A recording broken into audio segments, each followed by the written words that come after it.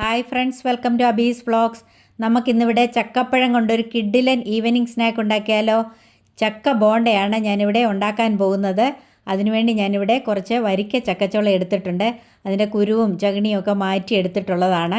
ഇത് നന്നായിട്ട് പഴുത്ത ചക്കയാണ്. ഇനി നമുക്കിതൊന്ന് അടിച്ചെടുക്കാം. ചക്കപ്പഴം നമുക്കൊരു മിക്സിയുടെ ജാറിലേക്ക് ഇട്ട് കൊടുക്കാം. ഇനി അതിലേക്ക് ഒരു അരക്കപ്പ് പഞ്ചസാര കൂടി ചേർത്ത് കൊടുക്കാം. ഇനി ആവശ്യത്തിന് വെള്ളം ചേർത്ത് ഇതൊന്ന് അടിച്ചെടുക്കാം. ഒരുപാട് വെള്ളമൊന്നും വേണ്ട, ജസ്റ്റ് അതൊന്ന് അരഞ്ഞു കിട്ടുവാനുള്ള വെള്ളം മാത്രം ചേർത്തേച്ചാൽ മതി. ഇനി ഞാനിവിടെ ഒരു പാത്രം എടുത്തിട്ടുണ്ട്. അതിലേക്ക് ഒരു കപ്പ് മൈദ ഇട്ട് കൊടുക്കാം. ഇനി അതിലേക്ക് ഒരല്പം ഉപ്പ് കൂടി ചേർത്ത് കൊടുക്കാം. ഉപ്പ് കൂടരുത്, 2-3 തുള്ളി മതി. ഇതുപോലെയുള്ള മധുരപലഹാരങ്ങൾ ഉണ്ടാക്കുമ്പോൾ അല്പം ഉപ്പ് ചേർക്കുന്നത് നല്ലതാണ്. ഇനിയും ഇതിലേക്ക് 1 ടേബിൾ സ്പൂൺ നെയ്യ് കൂടി ചേർത്ത് കൊടുക്കാം. ഇതുപോലെയുള്ള നല്ല പശുവിൻ നെയ്യൊക്കെ ചേർത്ത് ഈ ബോണ്ട ഉണ്ടാക്കിയാൽ നല്ല ടേസ്റ്റാണ് ഇത് കഴിക്കാനായിട്ട്. ഇനി ഇതിലേക്ക് 1 ടേബിൾ സ്പൂൺ പഞ്ചസാരയും ഏലക്കായും കൂടെ പൊടിച്ചത് ചേർത്ത് കൊടുക്കാം. ഒരു 1/4 ടീസ്പൂൺ സോഡാപ്പൊടി കൂടി ഇതിലേക്ക് ചേർത്ത് കൊടുക്കാം. ഇതെല്ലാം കൂടി ചേർത്തിട്ട് നന്നായിട്ടൊന്ന് മിക്സ് ചെയ്തെടുക്കാം. ഇത് ഞാനിവിടെ മിക്സ് ചെയ്തെടുത്തിട്ടുണ്ട്. ഇനി അതിലേക്ക് അരച്ച് വെച്ചിരിക്കുന്ന ചക്കപ്പഴം കൂടി ചേർത്ത് നല്ലതുപോലെ ഒന്ന് ഇളക്കി കൊടുക്കാം. ഇനിയും ഇത് കൈ കൊണ്ട് നല്ലതുപോലെ ഒന്ന് കുഴച്ചെടുക്കാം. ജാക്ക് ഫ്രൂട്ടിൽ വൈറ്റമിൻ എയും വൈറ്റമിൻ സിയും പൊട്ടാസ്യവും കാൽസ്യവും ഒക്കെ ധാരാളം അടങ്ങിയിട്ടുണ്ട്. അതുകൊണ്ട് തന്നെ ഇത് വളരെ ഹെൽത്തിയാണ്. ചക്കയും ചക്കപ്പഴവും ഒന്നും ഇഷ്ടമില്ലാത്ത കുഞ്ഞുങ്ങൾക്ക് ഇതുപോലെ ഉണ്ടാക്കി കൊടുത്താൽ അവർക്ക് തീർച്ചയായും ഇത് ഇഷ്ടപ്പെടും.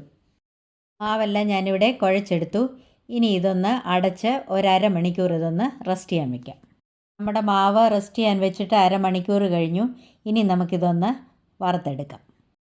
ചക്ക ബോണ്ട ഉണ്ടാക്കുവാനായിട്ട് ഞാനിവിടെ ഒരു പാൻ അടുപ്പേ വെച്ചു. അതിലേക്ക് വെളിച്ചെണ്ണ ഒഴിച്ചു കൊടുത്തു. അത് തിളച്ചിട്ടുണ്ട്. അതിലേക്ക് ഇനി നമുക്ക് ഈ മാവ് ഇങ്ങനെയൊന്ന് ഇട്ട് കൊടുക്കാം. കൈ കൊണ്ട് ഉരുട്ടി വേണമെങ്കിലും ഇട്ട് കൊടുക്കാം. അല്ല എങ്കിൽ കയ്യിൽ ഒരല്പം വെള്ളമയം പുരട്ടിയിട്ട് ഇങ്ങനെയൊന്ന് പിഴിഞ്ഞിട്ട് കൊടുത്തേച്ചാൽ മതി. മീഡിയം ഫ്ലെയിമിലിട്ട് വേണം ഇത് വറുത്തെടുക്കുവാൻ. അതുപോലെ വെളിച്ചെണ്ണ നല്ലതുപോലെ തിളച്ചിട്ട് വേണം ഇതിട്ട് കൊടുക്കാൻ. ബോണ്ട ഒരു വശം മൂത്തു. ഇനി ഇതൊന്ന് മറിച്ചിട്ട് കൊടുക്കാം. ബോണ്ട മറിച്ചിട്ടപ്പോൾ കണ്ട നല്ല ഗോൾഡൻ ബ്രൗൺ കളറാണ്. ഇത് തീ കുറച്ചിട്ടുണ്ടാക്കിയെങ്കിലേ ഇങ്ങനെ കറക്റ്റ് പരുവത്തിൽ കിട്ടത്തുള്ളൂ. നമ്മുടെ ബോണ്ട ഇവിടെ മൂത്തിട്ടുണ്ട്. ഇനി നമുക്കിത് എണ്ണയിൽ നിന്ന് കോരിയെടുക്കാം. ബാക്കി മാവ് കൂടി എണ്ണയിലേക്കിട്ട് നമുക്ക് വറുത്ത് കോരിയെടുക്കാം. ഇത് ചക്കയുടെ സീസണാണല്ലോ. ഇത് നല്ല എളുപ്പത്തിൽ ഉണ്ടാക്കാൻ പറ്റുന്ന ഒരു സ്നാക്കുമാണ്. അതുകൊണ്ട് എല്ലാവരും ഇതൊന്ന് ട്രൈ ചെയ്ത് നോക്കണം. ഇത് 4 മണിക്ക് ചായയുടെ കൂടെ കഴിക്കാൻ പറ്റിയൊരു സ്നാക്കാണ്. ഇതും ഇവിടെ ഒരു വശം മൂത്തു. ഇനി നമുക്കിതും ഒന്ന് മറിച്ചിട്ട് കൊടുക്കാം.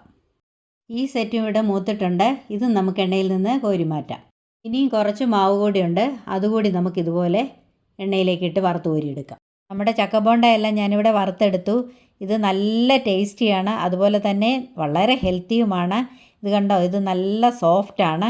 അപ്പോൾ ഇതുപോലെ എല്ലാവരും ഒന്ന് ട്രൈ ചെയ്ത് നോക്കണം. എന്നിട്ട് എൻ്റെ വീഡിയോ ഇഷ്ടപ്പെട്ടെങ്കിൽ ഒന്ന് ലൈക്ക് ചെയ്യണം, കമൻറ്റ് ചെയ്യണം, മറ്റുള്ളവർക്കൊക്കെ ഒന്ന് ഷെയർ ചെയ്ത് കൊടുക്കണം. അതുപോലെ എൻ്റെ ചാനൽ ആരെങ്കിലും സബ്സ്ക്രൈബ് ചെയ്യാതെയാണ് കാണുന്നതെങ്കിൽ ഒന്ന് സബ്സ്ക്രൈബ് ചെയ്ത് സപ്പോർട്ട് ചെയ്യണേ. അപ്പോൾ ഇനി മറ്റൊരു വീഡിയോയുമായി കാണാം. അതുവരേക്കും bye bye, take care, thank you.